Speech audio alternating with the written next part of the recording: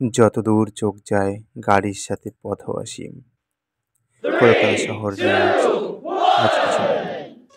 কলকাতা ভারতের পশ্চিমবঙ্গ রাজ্যের রাজধানী, সর্ববৃহৎ শহর ও প্রধান বন্দর হিসেবে এটি বিরাজমান। এটি 1911 সালের ডিসেম্বর মাস পর্যন্ত ভারতীয় ব্রিটিশ রাজধানী ছিল। পরবর্তীকালে এটা অবিভক্ত বাংলা প্রদেশের রাজধানী হয়।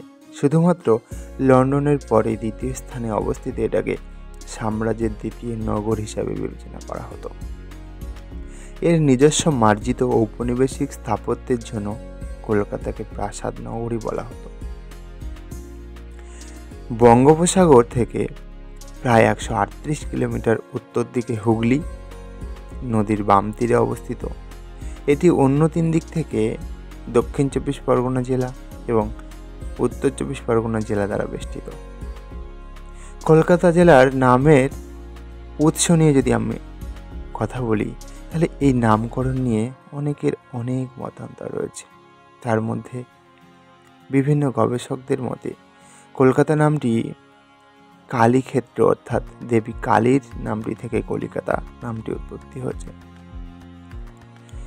কালীঘাট মন্দিরের কর্তৃপক্ষের মতে কালীঘাট হিন্দু দেবী কালীর থেকে কলিকাতা নামটি উৎপত্তি হয়েছে। অন্য এক মতে খালকাটা শব্দ দুটির বিকৃতির ফলে কলকাতা নামটির উৎপত্তি ঘটে। অপর মতে এই অঞ্চলটি কলিচুন বা কাতা উৎপাদনের জন্য বিশেষভাবে পরিচিত ছিল, সেই থেকেই কলকাতা নামটির উৎপত্তি ঘটে। বাংলায় কলিকাতা বা কলকাতা নামটি প্রচলিত হলেও ইংরেজি ভাষায় এই শহর আগে ক্যালকাটা, যেটি ল্যাটিন লিপি নামে পরিচিত ছিল। কয়েকটি উল্লেখযোগ্য স্থান হাওড়া ব্রিজ, ভিক্টোরিয়া মেমোরিয়াল, ভারতীয় জাদুঘর, আলিপুর চিড়িয়াখানা, ইডেন গার্ডেন, নিউ মার্কেট ইত্যাদি।